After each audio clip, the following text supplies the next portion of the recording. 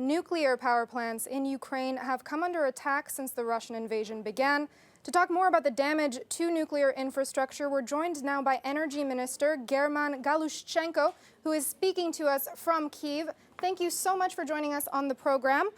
So you've just returned from the Chernobyl exclusion zone, which had been under Russian occupation until recently. What's the situation at the moment there? Hello, yeah, I've been there yesterday, and that is really the first chance to get to the station because it was occupied by Russians from the first day of war.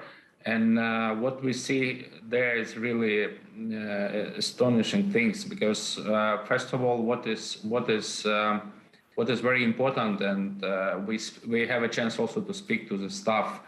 And we see a lot of damages there, and damages which differs from the date of their presence. And what we see that the last day, they almost steal everything they can. I mean, so from computer to forks, knives, and I mean, it looks really incredible to think about. And we also speak to the staff, which was from the first day of occupation. Of course, they're really very exhausted mentally and physically. This is a big pressure to operate the station under occupation.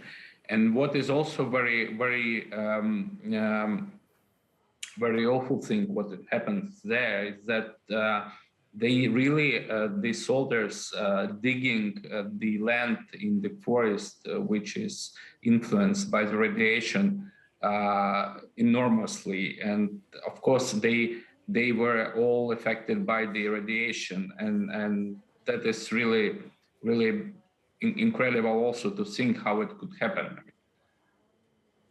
So you say that you've spoken to Ukrainian maintenance workers who were in Chernobyl when the Russians arrived. Can you give us maybe a few anecdotes that you heard from them? What was that like for them?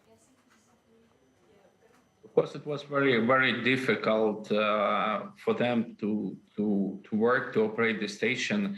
And of course, they have a chance to be replaced in a certain term, and it's like several days.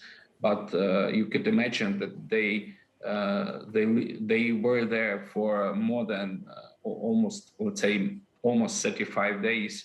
And of course, that is really very difficult because every day they have to speak with Russian soldiers.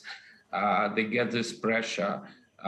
They threaten these people to be killed. And so that is really very difficult pressure, I mean, psychological and moral pressure on people.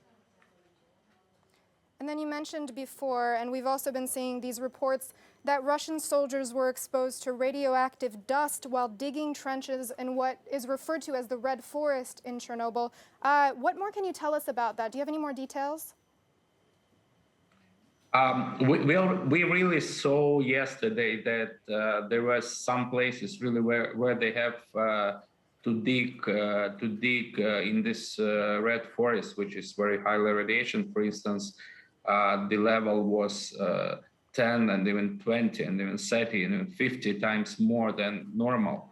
And we checked this yesterday. And what is also incredible, I mean, what they are doing. So they take the sand from this forest and put it to the station in order to create some capacity for protection. So this is accidentally when we have the radiation monitors and we walk around this sand and we cannot understand what is happening because we were not in the forest. And so we see that the level of radiation is incredibly high. And then we understand that this is the sand which they just bring for their blog posts from the forest, which is also incredible. Is it too soon to say that the situation at Chernobyl is now under control, now that the Ukrainians have taken it back? Yeah, now we are taking back, so we're supposed to rotate our staff in the nearest days, and of course we need also a lot of things to do to repair the indicators and all these monitors which are responsible for radiation control. And so that is also very, very important. And then, of course, there's another major nuclear plant in Zaporizhia, the largest of its kind. Russian forces in Europe, Russian forces are still present there. What's the current situation at that plant? They are still, unfortunately, they are still here. So they are the Zaporizhia NPP under occupation. There are around from 300 to 500 soldiers at the units inside the station. And also we got the information that it's more than 50 heavy vehicles like tanks and others also on the site of the station. Of course, that is really very dangerous, and the presence of the soldiers, and I might say even the presence of weapons, of heavy weapons on the station and near the nuclear units, it's of course dangerous.